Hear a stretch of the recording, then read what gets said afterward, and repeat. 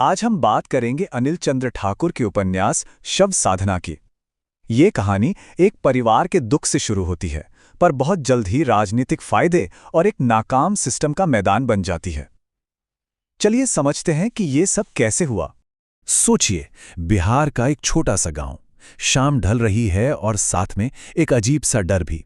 देवेंद्र और सितली की 10 साल की बेटी बिंदी अभी तक घर नहीं लौटी। वो रास्ता जिससे वो रोज आती जाती थी आज सूना पड़ा है और पूरे गांव में बस एक ही सवाल गूंज रहा है, आखिर बिंदी है कहाँ?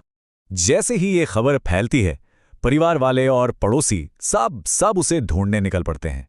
गन्ने के खेत छान मारे, नदी का किनारा देख लिया, केले के बागों का कोना कोना, हर जगह तलाशी हो रही है। पर जैसे जैसे वक्त बीतता जा रहा है, उम्मीद एक गहरे डर में तब्दील होती जा रही है। और देखिए, सबसे ज्यादा दिल तोड़ने वाला पल तो तब आता है जब ये बेबस परिवार मदद के लिए पुलिस के पास जाता है। उन्हें वहां मदद नहीं मिलती, बल्कि उल्टा उन पर ही आरोप लगा दिए जाते हैं। दारोगा मदद करना तो दूर, उन्हें ही धमकाकर भगा देता है। ये वो पल है जो दिखाता है कि हमारा सिस्टम गरीबों के दुख को लेकर कितना बेपरवाह हो सकता है। तो जब सिस्टम ने दरवाजा बंद कर दिया तो उस खालीपन में एक नया किरदार आता है, प्रीतपाल प्रणयी, जिसे सब पीपीपी कहते हैं। गांव का ही एक पढ़ा लिखा एम्बिशन से भरा पर बेरोजगार नौजवान, और उसे इस परिवार की त्रासदी में अपने पॉलिटिकल करियर को चमकाने का एक मौका साफ साफ नजर आ रहा है। अब ये जो पीपीपी है वो सिर्फ एक मौका परस्त नहीं है, उसका किरदार काफी उलझा हुआ है। उसके दिल में गांव के ऊंची जाति के बबुआनों के खिलाफ एक गहरी नफरत है। सालों पहले उसके पिता का जो अपमान हुआ था, उन्हें मजाक में डॉग कहा गया था, वो जख्म आज भी ताज़ा है। पीपीपी बस अपनी पहचान साबित करने का एक मौका ढूंढ रहा है।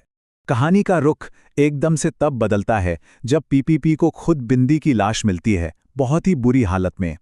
अब ये सिर्फ एक परिवार का दुख नहीं रह जाता, ये खोज पीपीपी के हाथ में एक हथियार बन जाती है, अपने राजनीतिक सफर और अपने पुराने बदले दोनों के लिए।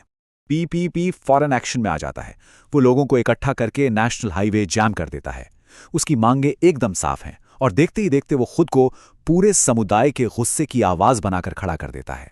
ठीक उसी वक्त जब पीपीपी को लगने लगता है कि अब वो इस आंदोलन का चेहरा है, तभी कहानी में एक बड़ा खिलाड़ी आता है, एक पूर्व सांसद।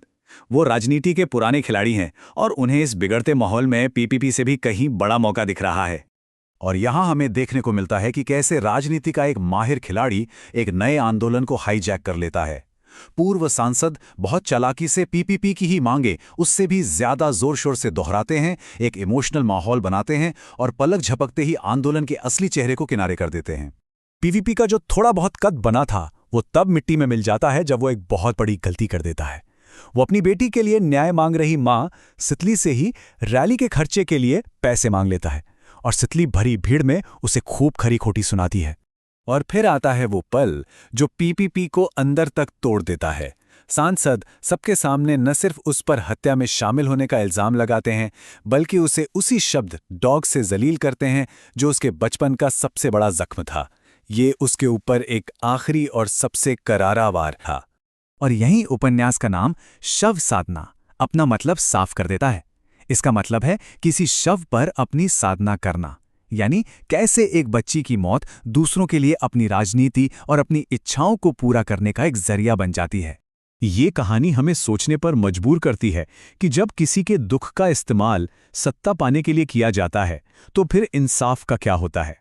वो लड़ाई तो राजनीतिक दांवपेच में ही कहीं गुम हो जाती है और पीड़ित परिवार बस एक मोहरा बनकर रह जाता है।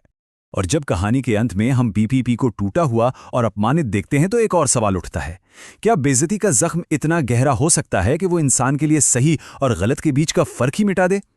इस बारे में सोचिएगा जरूर।